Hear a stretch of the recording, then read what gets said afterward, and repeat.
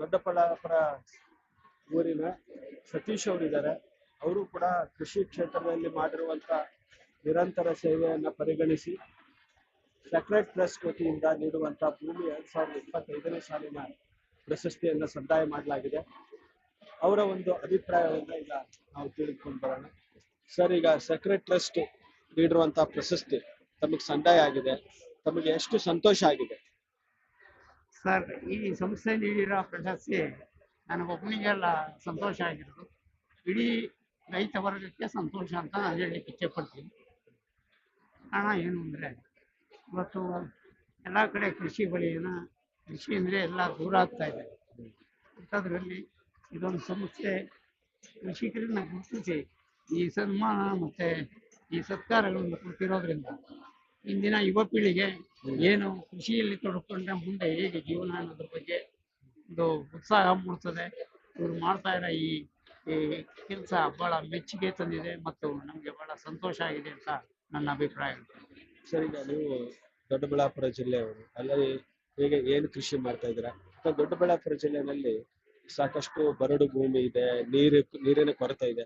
ಬೆಂಗಳೂರಿಗೆ ಹತ್ರ ಇದ್ರೂ ಕೂಡ ಅಲ್ಲಿ ಸಾಕಷ್ಟು ಕೃಷಿಗೆ ಅನುಕೂಲಕರವಾದಂತ ಒಂದು ವಾತಾವರಣ ಇಲ್ಲ ಅನ್ನುವಂತ ಒಂದು ಮಾತಿದೆ, ಬಿಸಿಲು ಪ್ರದೇಶ ಅನ್ನುವಂಥದ್ದು.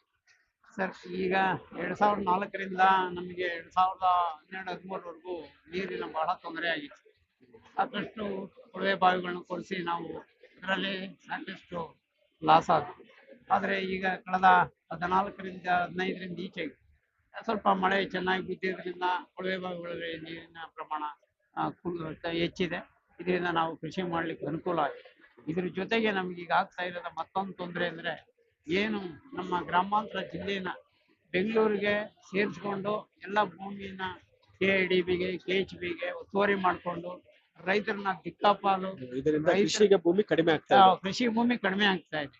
ಈ ಜನಕ್ಕೆ ಕೃಷಿಕರನ್ನ ಸೋಮಾರಿಗಳನ್ನ ಮಾಡಲಿಕ್ಕೆ ಏನು ಈ ಭೂಮಿನ ಅಕ್ವೈರ್ ಮಾಡ್ಕೊಂಡು ನಿಮ್ಗೆ ಸೈಟ್ ಕೊಡ್ತೀವಿ ಅದು ಇದು ಅಂತ ಹೇಳಿ ಜನಗಳನ್ನ.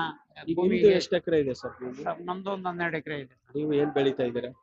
ನಾನು ಅಡಿಕೆ ಮಾಡಿದ್ದೀನಿ, ದ್ರಾಕ್ಷಿ ಇದೆ, ಅದ್ರ ಜೊತೆಗೆ ಪಾಲಿ ಹೌಸ್ 2 ಎಕರೆ ಪಾಲಿ ಹೌಸ್ ಬೆಳಿತೀನಿ, ರಾಗಿ ಬೆಳಿತಿದ್ದೀನಿ, ತರಕಾರಿ ಬೆಳೆಗಳು ಬೆಳೀತಾ ಇದ್ದೀನಿ, 3 ಕೊಳವೆ ಬಾವಿ ಇದೆ. ಈ ನಮಗೆ ಕೃಷಿನಲ್ಲಿ ಏನಪ್ಪಾ ಅಂದ್ರೆ, ಈಗ ಮುಂದೆ ಬಂದಿರ್ತಕ್ಕಂಥದ್ದು ಮಾರುಕಟ್ಟೆ ಸಮಸ್ಯೆ. ಏನ್ ನಾವು ಬೆಳೆದ ಬೆಳೆಗಳಿಗೆ ಸರಿಯಾದ ಬೆಲೆಗಳು ಸಿಗ್ತಾ ಇಲ್ಲ, ಮಧ್ಯವರ್ತಿಗಳ ಹಾವಳಿ, ಈ ಕಮಿಷನ್ ಏನು ಮಾರ್ಕೆಟ್ ನಲ್ಲಿ 10% ಕಮಿಷನ್ ತಗೊಂತಾರೆ. ಇದನ್ನ 16 ವರ್ಷದಿಂದ ಕೇಳ್ಕೊಂಡ್ರು 3% ಮಾಡ್ಬೇಕು ಅಂದ್ರೆ ಮಾಡ್ತಾ ಇಲ್ಲ, 10% ಅಲ್ಲಿ. ಇವೆಲ್ಲ ಸಮಸ್ಯೆಗಳ ನಡುವೆ ಕೂಡ ನೀವು ಒಳ್ಳೆ ಕೃಷಿಯನ್ನು ಮಾಡಿ ಪ್ರಶಸ್ತಿಯನ್ನ ತೆಗೆದುಕೊಂಡಿದ್ದೀರಾ. 1983ರಲ್ಲಿ BSc ಪದವಿ ಮಾಡಿದ್ದೀನಿ.